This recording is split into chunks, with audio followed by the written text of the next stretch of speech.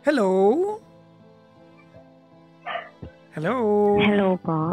Hi, magandang gabi. Hello. Narinig mo ako? Good evening po. Yes po. Hi, good evening. Good evening po. Ayan. Naka-ano ka, no? Naka-headset ka, no? Opo, kasi sa ano po siya. Nasa laptop po. Oo. Pero yung mouthpiece niya nasa ilong mo ba? O nasa ano? Nakapasok ba sa... Kasi puro hangin naririnig namin. Baka mamay masinghot mo kami. Wait lang po. Oo. Ayan, okay na po ba? Ganito. Charot-charot ka. Wala ka namang ginawa. Okay na po. Okay na po. Wala namang... Inusog ko po. Inusog mo sa mo. Anong inusog mo? Yung mukha mo? Paano? Yung mouth. Ay, nako. Charotera ka. Okay na po ba yung ganito? Okay na po ba yung ganito? Medyo faint, medyo faint. Pero matsatsaga naman yata. Anyways. Anong pangalan mo? Desiree po. Ano po? Pakiulit. Ano mo, hindi naman maintindihan. Desiree. Ano? Desiree po. Desiree. D-E S-I-R-E-E. S-I R-E-E. Desiree. Yan pala ang spelling ng Desiree. Ngayon ko lang nalaman talaga naman. Ilang taong ka na, Desiree? 36 po. 36. At Opo. nasaan ka ngayon? San Juan City po. San Juan. Opo. Diyan ang office Malapit. malapit sa office ng Energy FM. Yes po. Wala, nakabakasyon ako eh. Oh. Di mo nila ako pinuntahan sa booth. Dito ka pa tumawag. Pagka hindi na po kayo nakabakasyon. Kasi dapat, nung natawagan na po ako before, dapat. Oo. Kaso hindi ko po alam nangyari. Nasa po kayo nun. Hindi pa po kayo nakabakasyon. Talaga. So sinisisi mo ako, ganon? Hindi po? Hindi, sabihin mo lang kung may parang sinisisi mo ako ha? Talaga ba? Hindi naman po. Anong ginagawa ni Desiree sa buhay? Virtual assistant po, and then mayaman to. may 4 kids po ako. Mayaman. Sana PPJ para Di ba malaki sweldo ng VA? Depende po. Forte pa din po. Ano na? Parang by, yung forte po, yung by, ano bang tawag doon? Specialty. Ganun po. Okay. May 4 kids ka? Yes po. Bakit kids lang binanggit mo? Sumakabilang, hindi. Sumakabilang kanto? Hindi po, nag-separate po kami ng dati nila. Okay. Recently lang po. Recently lang? Po. Gaano ka-recent ang recently?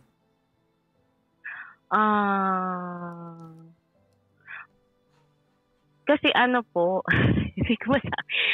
umalis po siya dito ng August 9. And then, hindi po kasi totally na hiwalay. Like, uwi ko muna siya sa kanila para to work on himself po. Para sa sarili. Maayos niya po yung pinauwi mo siya sa kanila to work on himself? Yes po. Lalim nun ha? Kasi, opo. Tsaka for the safety na lang din po. And the kids. Para naiintindihan ko to. Para nag-a-addict to. Yes. Ganun nga po. Pero hindi ko po sinabi na, kasi tinatanong niya naman po ako noon kung naghiwalay, ba? Wait lang, matanong ko lang. Yung 4 na anak niyo dalawa yon? Yes po. Okay. Sa amin po talaga. Gaano katagal na kayo magjowa? 14 years. Ilan taon yung mga anak niyo? Yung panganay po is 11. Yung second po is 9. Next is, yung third po is 7. And then 5 years old po yung 11, 9, 7, 5. Yes po. 2 years. 2 years po. Nasa mood kayo ha? Pero hindi planado yun. Mm. Ayun po. Wala mo sinabi, sabi ko nasa mood kayo. Apo. At least ikaw nagsabi, opo. Okay. Ano po? How long has he been that way? Kasi ano po nag-start po siya dun sa first na partner niya. Meron po siyang asawa before me. Like, hindi sila kasal, pero mayroon din siyang partner, tapos may anak din sila na isa. Tapos, ano kasi siya, Papa Jack, yung feeling niya, alone siya. Walang support from the family. Yun yung explanation niya. Tapos parang nakahanap siya ng kakampi sa mga kaibigan. So, dun siya nag-start. But you have 4 kids. I mean, yes, why would he feel alone? Yung dun po sa yun sa una. So, dun siya nag-start sa partner niya po sa una. Okay. Tapos nung nagkakilala po kami, nag-stop. Wala na, hindi na siya ganun. Clean na po siya. Okay. Buti naman. And then, nag-relapse. Nung within the span ng 13 years, hindi naman po siya kasi siya, Papa Jack, nung bago kami, naaamoy ko yung sa shirt niya. Iba kasi yung amoy niya. Talaga? Inaamoy. Opo, iba yung pawis. Yung amoy po ng pawis. Parang may malansa na something. So, alam ko po na nung bago kami, na ganun siya. Tapos nung matagal paano mo naman alam yung amoy? Pagka nilalabhan ko po yung damit niya. Yeah. Yung damit. How are you able na identify na yun yung Kasi bago-bago pa lang kami noon. Sabi niya kakastop nga lang daw po niya sa So yung sweat niya, nandun pa po yung parang natatanggal pa lang po yung effect. Tapos nung napansin ko din po nung matagal na po kami, nawala naman na po yung ganong smell. Okay. Sa pawis niya. Ikaw naman nakakaalam niyan. Opo, until recently po, bumalik yung ganong amoy niya po. So did you confront him? Hindi po, kasi siguro hindi niya alam na na-observe ko yung ganon. So wait lang. Pinauwi mo siya sa kanila na without telling him exactly what you suspect him of doing? No. Ganito kasi siya, Papa Jack. Sa Pogo po kasi siya nag-work. Ako po, yung ko po kasi is, yung sahod ko, ganun po. So, he has the freedom po na... Ano yung mga anak niyo? Sinong... Magkasama pa po kami kasi noon. So, hindi po ako nakikialam ng finances niya. Kung ano po yung inabot niya sa akin, yun yung pinagkakasya ko. Since meron naman po akong sariling pera. So, if lang yung inabot niya, ginagamit ko po yung pera ko. Ganun. So, hindi ko po alam. Pero hindi naman siya, kumbaga hindi naman lugi yung abot niya. Parang ganun. I mean, hindi naman po. Like, kung setup niya yan. Wala namang makakapagturo sa inyo niyan. Opo. Okay. Hindi ko po alam kung magkano yung exact na sinahod niya that time. Like, kung may extra ba, hindi ko po alam. Alam ko yung basic niya. Pero dahil Pogo, marami po kasi silang incentives. Hindi ko na po inaalam yon. Kung mag-abot siya, di mag-abot. If not, okay lang. Parang kasi pinaghirapan niya yun. Sa kanya rin yun. Parang yun naman yung reason. Naku, madami mga lalaking Tapos, nung una, Papa Jack, nasugal siya na lulong. Sugal talaga nung nag-pandemic. Doon nag-start. Na yung talpak. Ano ba tawag doon? Sabong? Basta, mo na. Kasi mabantay. Sorry. Basta yan po. Tapos, hanggang napalitan, iba naman. Tapos, nagagalaw niya na po yung, wala na siyang naaabot. Tapos, napapansin ko, hindi siya pumapasok. Ganon. Tapos, tanong ko siya, sabi niya, nag-sick leave ako, ganyan. Mga ganon na naman yung dahilan niya. So sa akin, meron naman talaga siyang sick leave. Pero hindi ko po alam na gano'n na pala kalala yung nangyari na to the point. Ang dami niya na palang utang sa office nila. Utang? Sorry, naputol. Utang. Yes, okay, utang. Okay. Tapos nalaman ko na lang na gano'n na pala lahat kalala yung nangyayari sa kanya. Nung nagsabi po siya na wala na siyang work. So, nagtaka po ako, tinanong ko yung isang kasama niya, yung taga sa kanila din po. Tapos yung sinabi niya, hindi pa siya nagsasabi sa'yo, tinanggal na siya kasi ang daming complaint sa kanya, hindi siya pati nagpapapasok, tapos ang dami niya ng utang doon, pati sa HR daw, sa co-op nila. So, tinanong ko siya kasi wala naman po siyang inaabot sa akin. Actually, nung pandemic, almost ang finances namin coming from me po talaga. Kaya po, kaya nagtaka po, saan niya ginastos yung yung pera na inutang niya na ganun kalaki. Tapos akala ko po noon, Magkano yung inutang niya? sa office po nila, umabot siya ng 70 plus. Nako. Tapos ako po, Kumbaga, wala naman po akong choice. Yun yung 70 plus na you cannot account for kung saan napunta. Yes po, wala kasi siyang inaabot talaga sa Yun akin. nga. Kumbaga, So, tinanong hindi ka na ko- nag-abot, nagkautang ka pa. Ano nangyari? Parang gano'n. Opo, tinanong ko siya, sabi ko, saan mo din nilagay? Tapos sinabi niya nga po na nalululong siya sa ganito. So umamin naman siya. Yes po, umamin siya. Tapos sinabi ko, kinausap ko po yung mother niya, saka yung sister niya tungkol doon. Tapos sabi ko, daming utang, ganyan.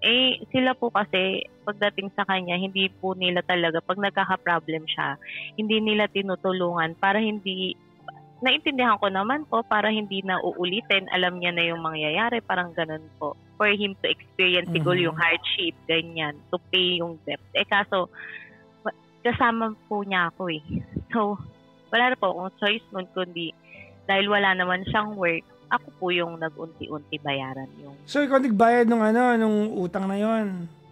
Para ma-clear po siya. Kasi kailangan niya po maghanap ng Alam niya na babayaran mo yon? I mean, yes po. Ano sabi kasi niya? Hindi siya makiklear. Nag-sorry naman sa'yo? I mean, did he explain himself? Did he promise anything? Nag-sorry po. Nag-sorry naman po siya. Anong attachment ng sorry niya? I mean, did he promise not to do it again? Yes po. Sabi niya, hindi na mauulit. Pero saan daw niya dinala yun? Sabi niya po sa sugal. Yun lang, doon lang. Doon lang daw po. According to him, yun lang. Sabi niya. Oh. Yes po. According to him, yun lang. Kasi, simula po nag-start kami as boyfriend-girlfriend, never ko pong pinakailaman ng cellphone niya. Okay. So, if mayroon siyang transactions and all, hindi ko po talaga yun nalalaman. Siya ako ang very transparent. Kasi seloso kasi siya yung Papa Jack eh. So, the only way na naiisip ko,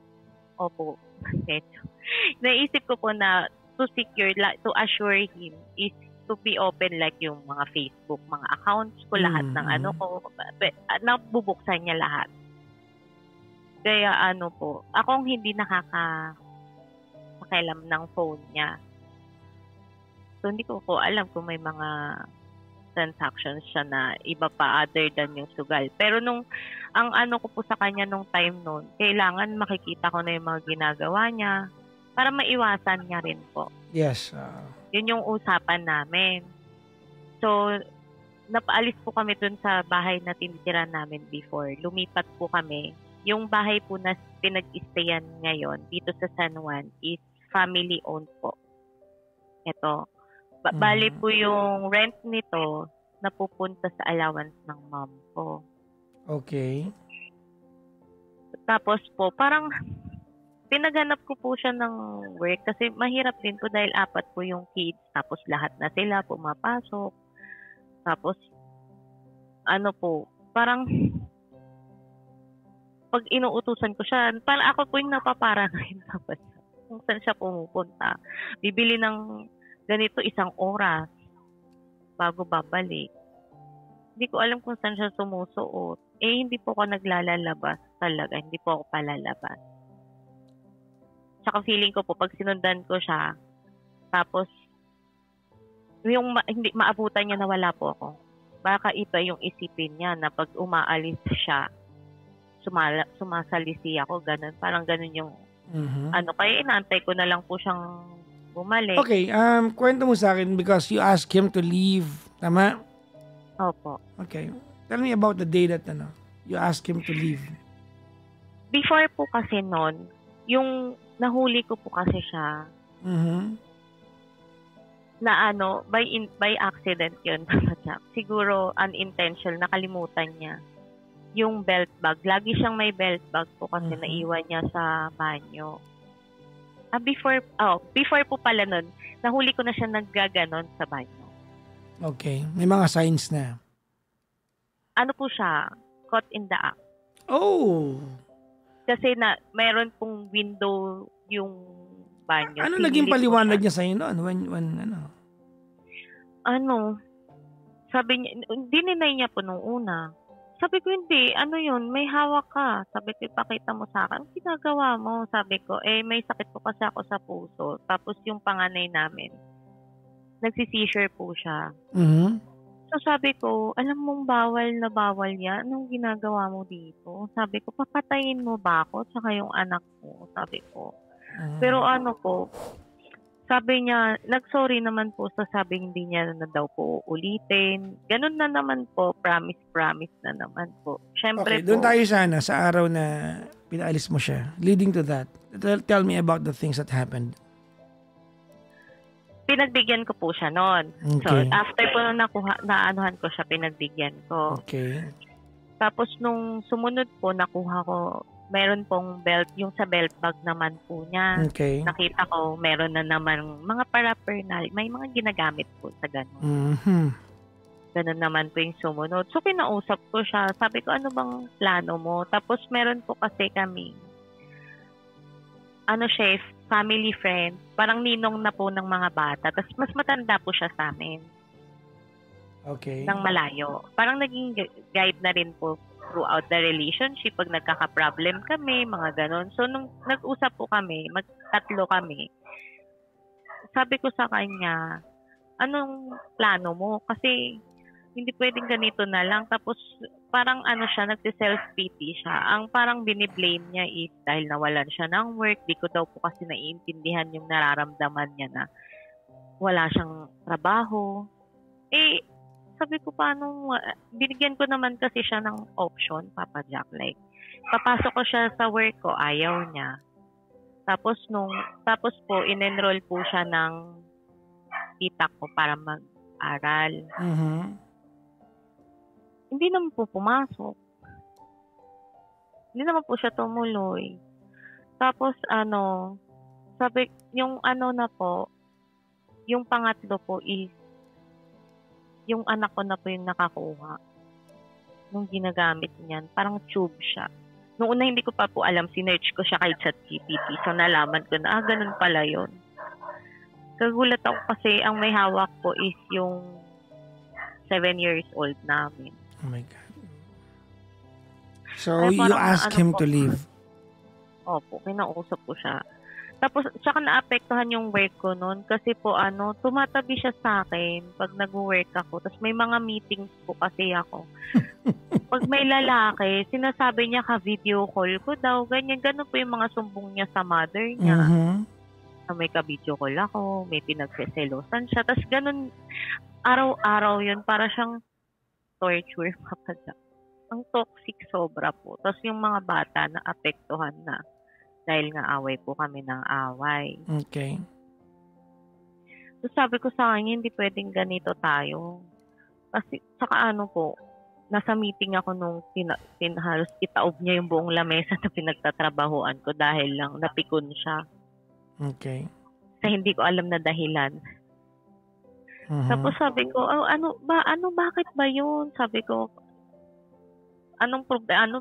Parang binagbubulungan daw po namin siya nung kausap ko. Sabi ko, saan mo ba yung kinukuha ka po? Umuwi ka na lang sa inyo. That's how you said it? Yes. Tapos, kailan yan?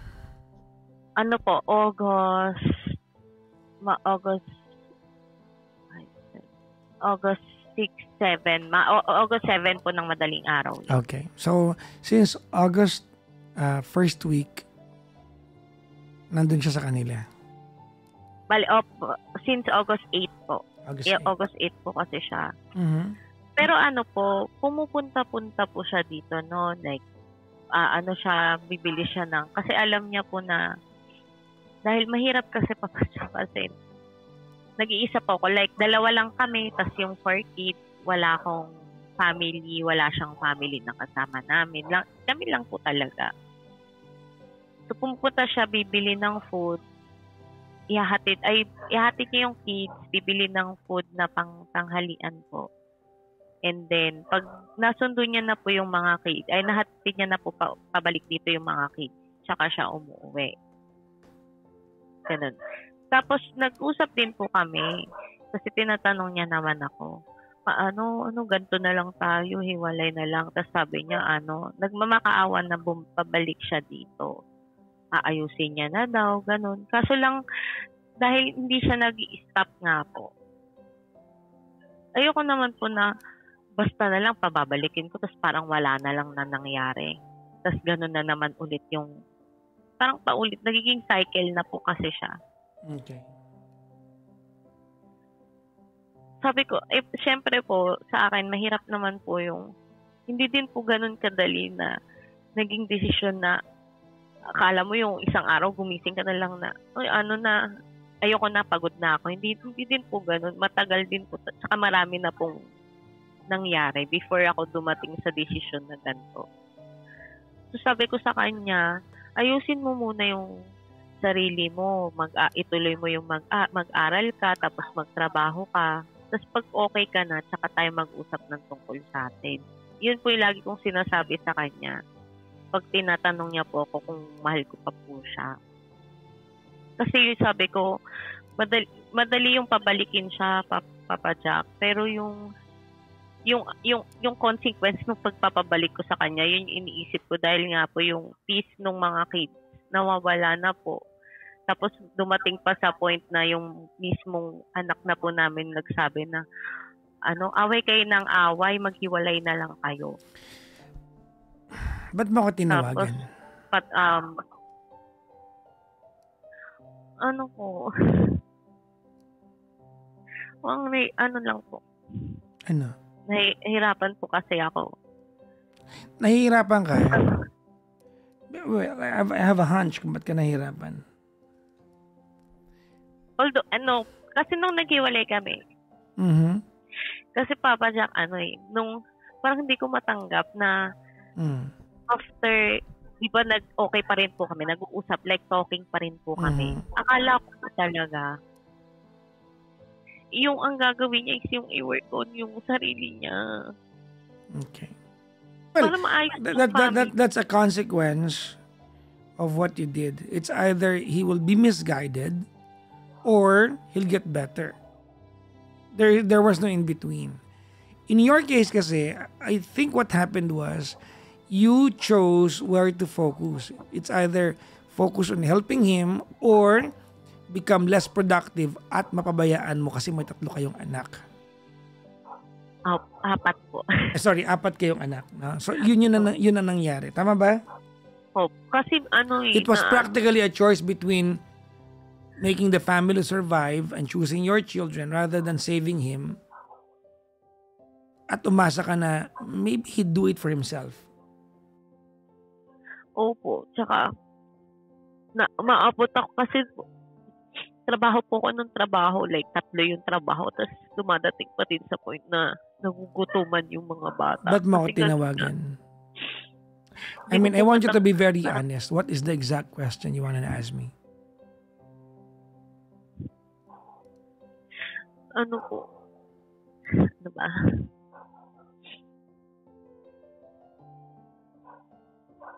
Kapag Do you want me to help? Do you want me to help you? Kasi na-girlfriend na po siya ngayon. Like, parang hindi ko matanggap pa ba dyan. 14 years tapos. Okay, that makes it easier. Tapos parang pa po, until now, ako pa rin yung mag-a-adjust. Masama ng loob ko kanina po kasi. Ang arrangement, kasi dahil alam ko wala po siyang work, ang arrangement lang po namin is mahatid at yung mahatid sundo ba from school, from dito sa bayan, sa school, ganun lang po. Yun lang po, tsaka yung motor ko po, nasa kanya. Okay. Napag-usapan muna natin, may girlfriend na siya ng iba. Opo. May girlfriend na po siyang iba. Tapos, Ah, syempre sa akin, wala naman na po ako magagawa eh. Pero alam niya po kasi na yun yung ultimatum ko. Yun yung way para hindi na siya makabalik. Kasi hindi ko din po kaya na mag-isip na pag tinanggap ko siya, na ganito din ba yung ginawa nila? Ganito din ba siya sa kanya? Parang ay, hindi ko po maano na ganun yung gagawin. So, yep. alam niya po na yun na yung ultimatum, yung pinaka worst na gagawin niya para hindi na siya makabalik. So, alam ko na yun na yung period. Yun siya na po yung gumawa ng paraan para matapos na lang ganun. Hindi ko lang po talaga parang ang hirap lang po talaga na.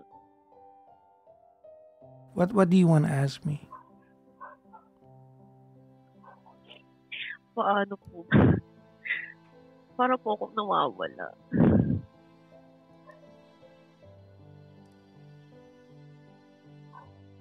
Tapos yung mga kids po nagtatanong. Okay, tell me about the girlfriend. Same sila na. Sabi niya po, Jamming sila. yeah, opo. Ano sabi ng magulang niya sa'yo? Hayaan daw po muna siya magliway. Okay, they don't care about you. Parang eventually babalik din. Oh, you don't deserve that. Ganon? Ganon yun? Yung sister niya po, syempre galit na galit. Ang sabi po ng sister niya, mas matutuwa akong marinig na ikaw na lang yung may bago para sigurado kung hindi mo babalikan yung kapatid ko. Mm. Yun po yung sinasabi nila. Okay. Kaso nga po kahit yung usapan namin, parang natetrespass ako, parang yung ibang tao muna bago kasi syempre papanyak apat to, dapat kahit papano ko parenting. Pag meron siyang mga desisyon na alam niya maaapektuhan yung mako-compromise yung obligasyon niya, papaalam niya muna sa akin. Mm-hmm. Tapos recent po kasi nagpa-print siya ng resume sa akin at saka humingi ng authorization ko. Mm-hmm. So alam ko po na mag-apply ng work. So tinanong ko kung saan nag-apply dun sa ninong nga po ng mga bata. So sabi, nag-apply nga daw po na dun sa friend namin. Yung in-applyan niya na yun, tinanggihan ko before kasi mako-compromise nga po yung paghatid sundo niya. Hindi ko po kasi kayang magsabay-sabay dahil Okay, madami let's stop right here. What was it that you were trying to solve nung tinawagan mo ako? Paano po makalimutan? Ang bigat. Ang hirap. Hindi ko po alam po. Okay. So, let's be clear, no? You were not trying to solve yung relationship ninyo. Tama? Kasi ultimatum mo yun, according to you, that's your ultimatum. Tama, mali? Tama po. Okay. So, it's not a question whether you go back to being with each other or not, right? Your problem is purely logistical tonight. Or pinaplastic mo ako. Ang gusto ko po, paano ba maging okay? No, I cannot answer that. Alam mo, it's difficult to be okay unless you know exactly what you're trying to cure. And that applies to everything. Kahit na physical yan, nakaramdaman or emotional, you have to identify exactly what you're trying to cure. I'm not saying I have the cure tonight. I'm just saying, what exactly is it that you wanted to solve?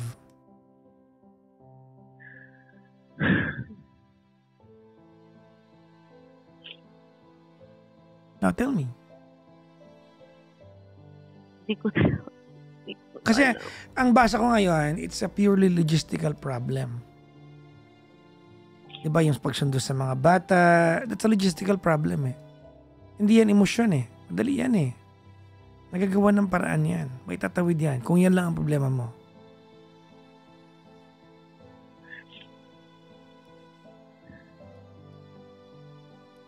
Hindi ko alam po pa dyan. Kasi parang hindi ko na rin naman talaga kaya na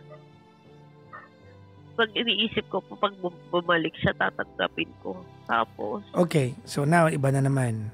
Ito na tayo. Ulitin ko, what are you trying to solve? Are you trying to solve yung relationship ninyo Ganito yun, ano? May kasal kayo, hindi? Hindi po. Okay. Desiree, Po. we can only attempt to solve the things that's within your control.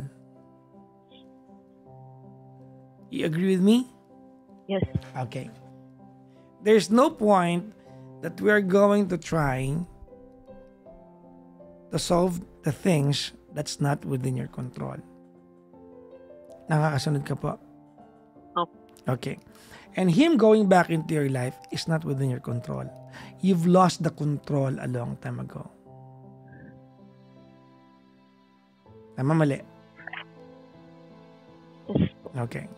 So, kung ang tanong, kung halimbawa lang, sample lang, kung ang question mo dito is, Papa Jackson, babalik ba ako sa kanya o hindi? I think papunta ka ron eh. Kasi yung mga following question mo, iniisip ko po kung ginawa nila to yung ganyan. Those questions will only matter kung babalikan kayo and you talk as if gusto ko niyang balikan. That's not within your control. I'll tell you something. I don't know if I can answer most of your question, but I will tell you something. Ready? Yes po. Okay. Ganito ha. Desiree, Opo. granting na hindi siya nag-girlfriend. Granting lang ha. Opo. Granting na hindi siya nag-girlfriend. I don't believe na kailangan niyo pang babalikan.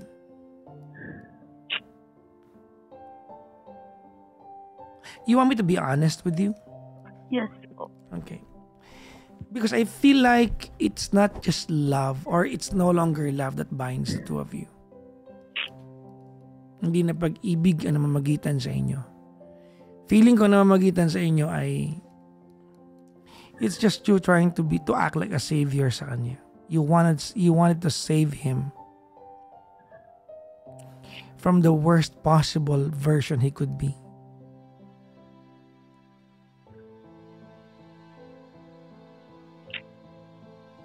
I don't believe that this is love.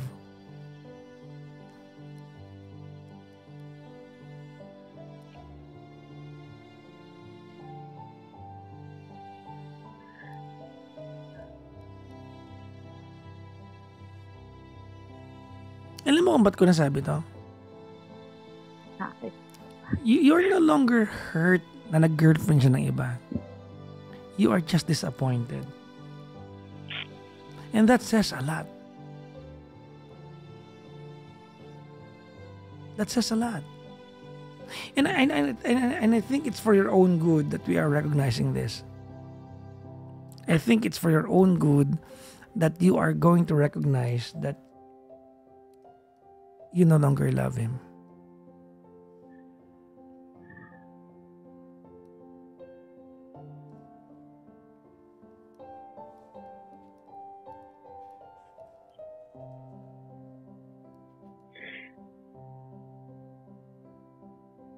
I could be wrong. Ano kasi dun? I'm sorry. Opo. Ano po kasi dun, Papa Jack? Ang daming oras na napagod siya. Hindi ko naman po siya sinukuan. Tapos ako ngayon lang humingi ng pahinga. Ngayon lang napagod. Tapos gano'n na lang kadali sa kanya lahat. Kasi matagal ka na niyang hindi mahal.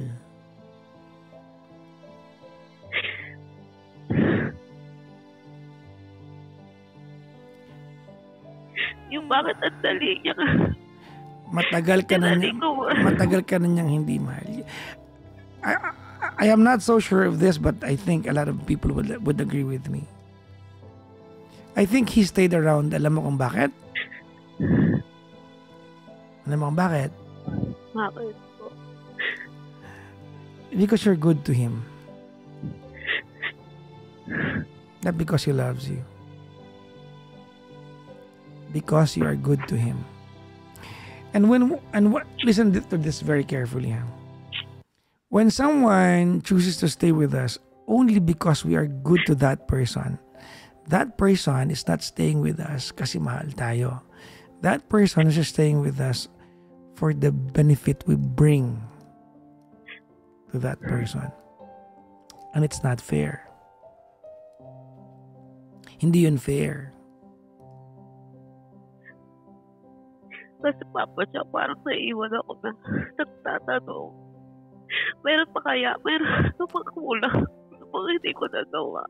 Kasi sinasabi niya, hindi ko daw siya, hindi ko daw siya naiintindihan.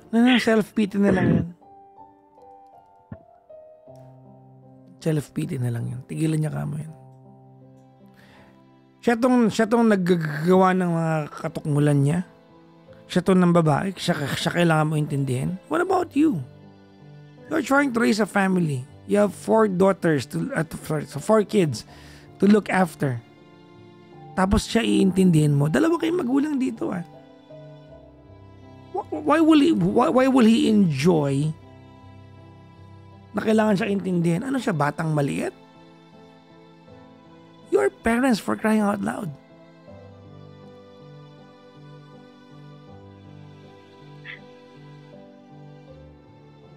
Comedy yan eh, no? Okay, let's start with what? Okay, kasi kanina yung tanong mo, paano maging okay? I don't know.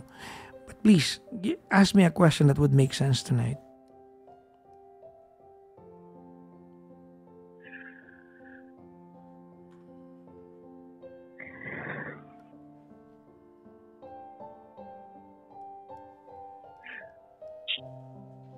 Come on.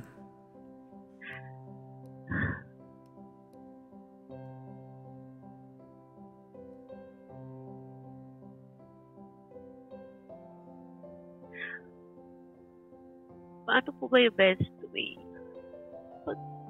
to answer yung mga kids? Doon po ko kasi medyo ang hirap po kasi magpaliwanag. Hindi ko po alam po paano nasagutin. Tapos may mga times na parang inaanuhan niya pa po yung mga kids kasi sinasabi niya, hindi na ako makabalik dyan kasi ayaw na ng mami niya sa akin. Ginaganon-ganon niya pa. Ginaslight pa yung mga bata. Ay. Yung nahirapan po ako magpaliwanag. Bakit? Ba't mo kailangan magpaliwanag? Napakabata po kasi pag tinatanong ako. Ba't mo kailangan magpaliwanag? Why don't we just tell them the truth? Of course, not everything, no? Yung paggamit niya ng mga kung ano-anong illegal, I think you can skip that out for now. But you can tell your kids. Mga kabataan ngayon, matalino na sila. You just have to be careful how you tell them. You do not need to sugarcoat it. Yung panganay ko po kasi, Papa Jack, witness siya nung lahat ng nangyari. So, sa kanya po, hindi na po ako, no need na talagang ayaw niya na kami magsama. Yung panganay po. Mm-hmm. Medyo nahihirapan po ako dun sa 3 girls kasi very close sa kanya. Hindi po kasi lahat bad sa kanya. Mm-hmm. So, ang hirap. Yung dun po ako sa 3 babae, hirap na hirap. Tapos, syempre po sinusundo niya pa rin po ngayon and hatid. Nakakasama pa rin nila.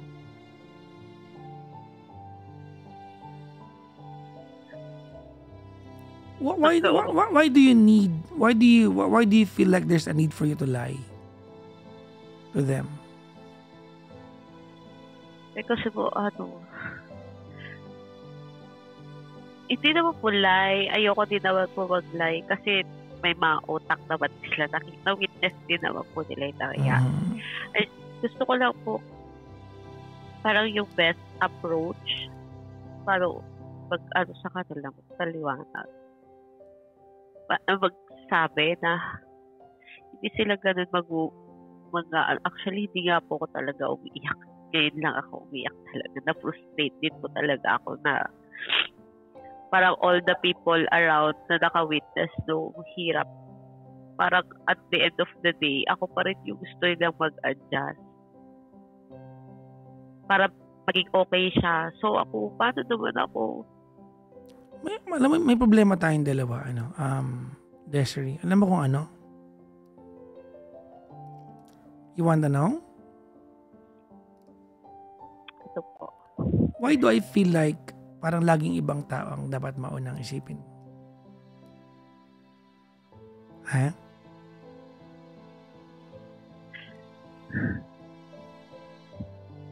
Masagutin mo ako. Bakit? Bakit parang gano'n ang pakiramdam mo?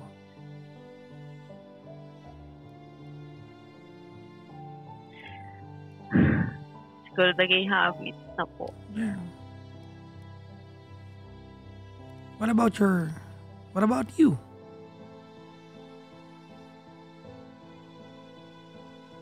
Ha? What about you? Yun nga po yung tanong ko. Paano naman ako? Di ba ako napapagod? Okay. I'll tell you something before I let go of you tonight. Ready? Yes po. Okay.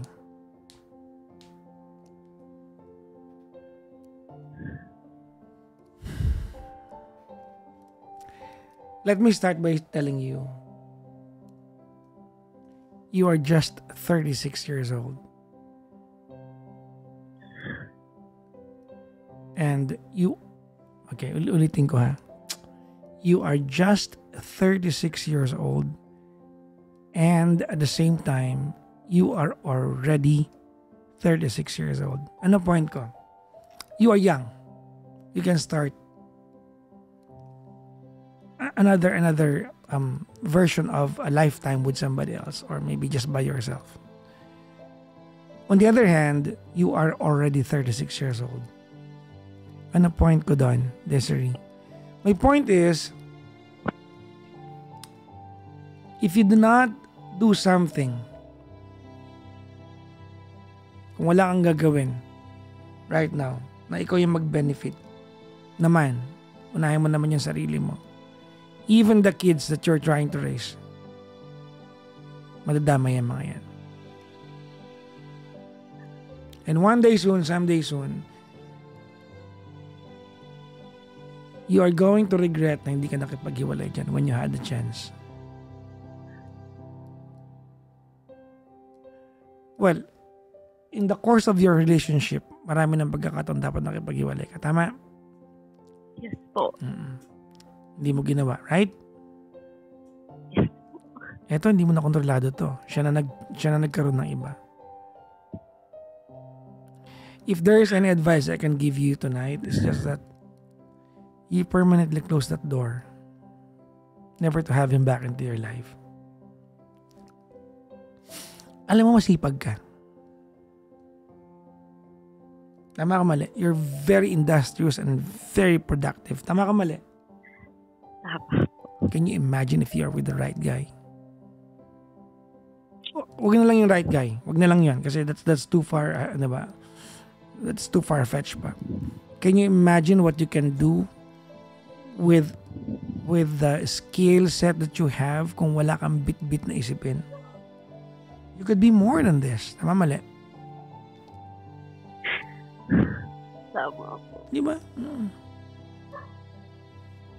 May tawag sa inyo di ba? People who are so sad but still high functioning. Tama mali? Opo. Kasi nagtuturo ako kahit umiiyak. Yeah. Hindi na lang tayo dun sa sobrang saya tapos high functioning. Nakakahaba ng buhay yan. Now, that's on your part. Let's go now to your kids. You don't have to sugarcoat anything to your kids. Tell them exactly what's happening. Well, you can choose the language that you may use kasi syempre, pwede namang hindi mo sabihin lahat. Doon lang tayo sa maintindihan nila. But once and for all, tell them that it's over for you and their father. They don't need to know everything, but they deserve, at the very least, they deserve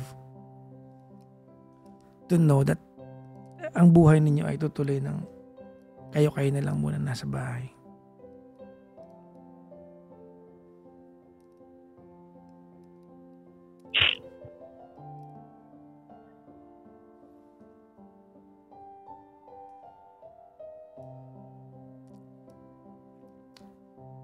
Am I making sense to you? Yes po. Really? Okay.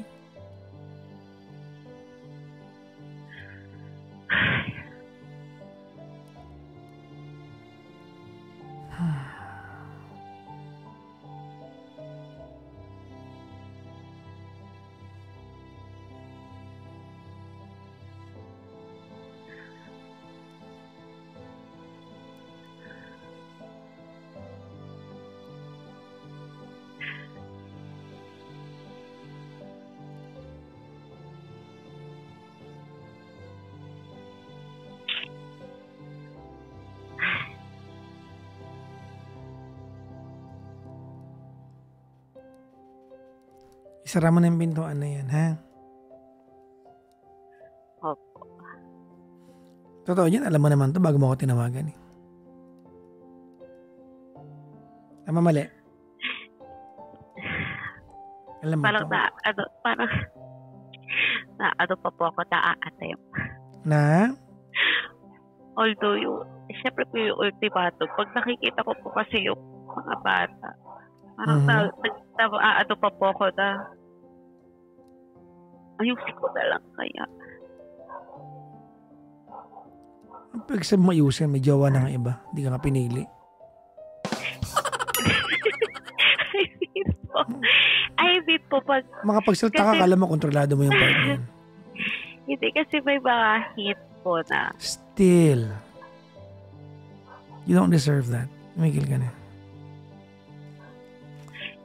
yun na nga po, parang ano ko na lang din. Siguro naman deserve ko din naman na Yep. unahin yung sarili ko din. Once and for all. Kasi all throughout, parang feeling ko inuna ko naman na siya. Wala na akong mamigay. So,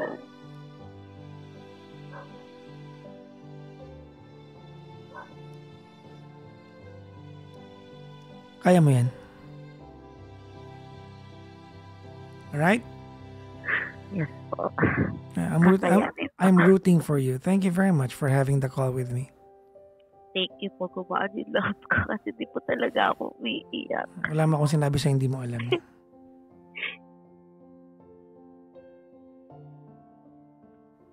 Salamat. Thank you po. Bye-bye. Bye po. Pag nakabalik na po kayo, nakasabot. Happy Christmas for what it's worth. Yes po. Bye-bye po. Bye po. Thank you po.